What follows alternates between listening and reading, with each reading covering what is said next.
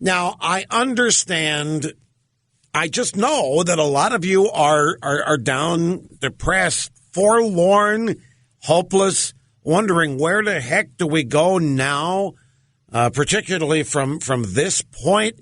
You may have seen Obama spiking the ball at his little presser minutes ago, where again, I live in his head. He told everybody, stop listening to these talking heads on the radio. Stop listening to those people, and stop listening to the bloggers, and stop listening to the lobbyists, and stop listening to everybody but him. Now, folks, I have had an ongoing theory for the last 2 weeks, and I know that many of you you've wanted to believe it, but you wonder whether I was just trying to keep you up, or whether I was ignoring reality. And that ongoing theme and theory was that through all of this, two things were happening. The media was covering this in their standard horse race, how does this help Obama narrative? That's the only thing they care about. The inside the Beltway narrative is, how does this help Obama, and how does this destroy the Republicans? And so they go to polls, and they get the polls they want, and they show that the Republicans are supposedly hated and that Obama is supposedly loved, and now everything's right with the world because the government's back up and running. Did you see this tweet from this Jim Acosta guy at CNN? This is hilarious. Oh, another thing. In explaining this theory, which I'm going to detail coming up here, is I'm going to tell you where the media narrative in Washington's wrong. They're missing the big story. And they got a call yesterday. Rush, or maybe it was 2 days ago. How are you? Why are you still laughing? How are you so not affected by this, or seemingly? And I don't want you all thinking that I'm coming in here at all holly jolly and so forth and not affected by it. But I mentioned to you yesterday, life goes on, and this isn't over. The battle for freedom and liberty really never is over. And there are really low points in it, but I'm not giving up, and I'm not going to engage in phony pep talks either. All I do here every day is tell you what I think about things, and I get my own share of grief from it, even from my friends. I've had some of my friends say, would you stop? You're not making this sound bad enough. You got to make this sound really bad because that's what it is, and that's what your audience wants to hear. And I said, well, I don't live that way. I don't go home and huddle away in the corner, cower in the corner, and worried about how bad things are, because we can always change everything. Or at least we can try.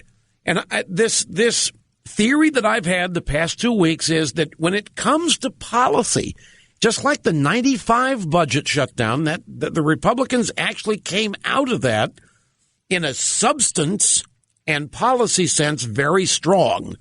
And the same thing here. The case can be made.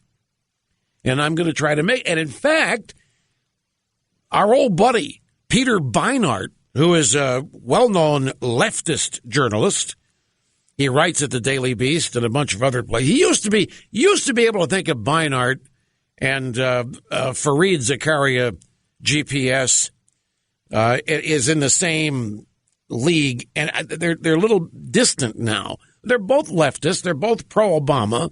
But Beinart has a piece today in the Daily Beast, which is in the belly of the beast, which almost, but it's not, it dovetails exactly with the stratagems and the theories that I have been trying to share with you all past 2 weeks, and that is that it was the Republicans who were winning here. In fact, there's some stuff in this piece, it's almost word for word for what I said, and I'm not charging plagiarism. But he makes the point, just as I did 2 days ago, and I got grief from some of you in the email. I made the point that Obama's agenda, since he was reelected, has basically stalled. We haven't gotten anywhere on amnesty, and they're trying to gin it up. They haven't done anything on gun control, even though they've tried. That went the other way for him in Colorado. And in a sense of policy, the sequester was not given away.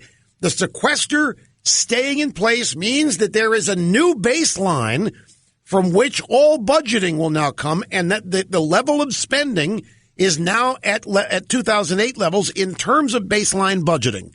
It's a victory. The sequester holds, and I'm going to explain all this in great detail. Well, not in great detail. I'm going to get into it as the program unfolds today before your very eyes and ears. But at the same time, I'm not in denial, and I don't want anybody thinking that I'm in an artificial place here, just trying to keep you, and I'm not artificially laughing, and I'm not, if I sound like I'm enjoying myself, it's not artificial, it's real. I try to do that with life ever since it really hit me once, long ago, that there's only one of these.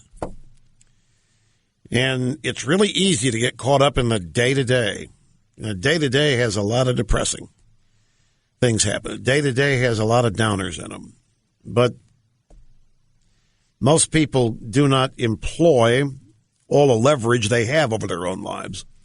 It's standard, ordinary human nature. And I've always tried to just do what I want to do, and as I define happiness and contentment, pursue it, and do the best I can within that framework.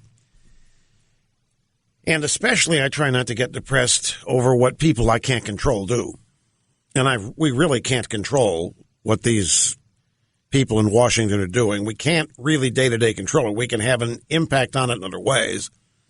And it's engaging in that where optimism can be found, I believe. And I'm just trying to share a little of that with you. And I really think intellectually, morally, substantively, I think there's no question that we occupy,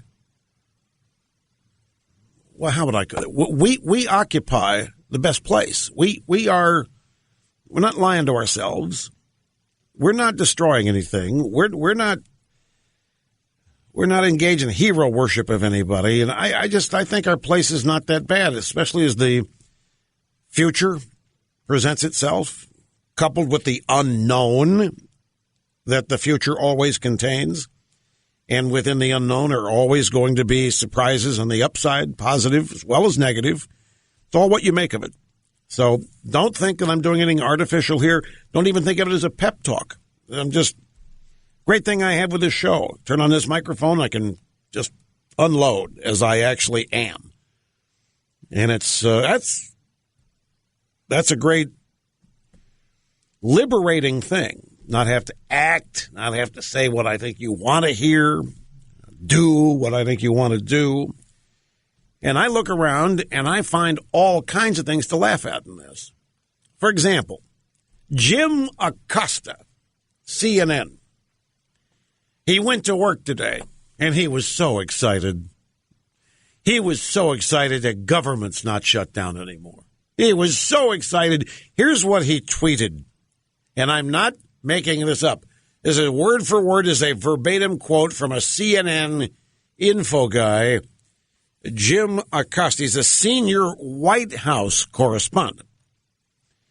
Hearing the roar of the federal government coming to life, our White House crew tells us that National Park Service employees are back with their leaf blowers.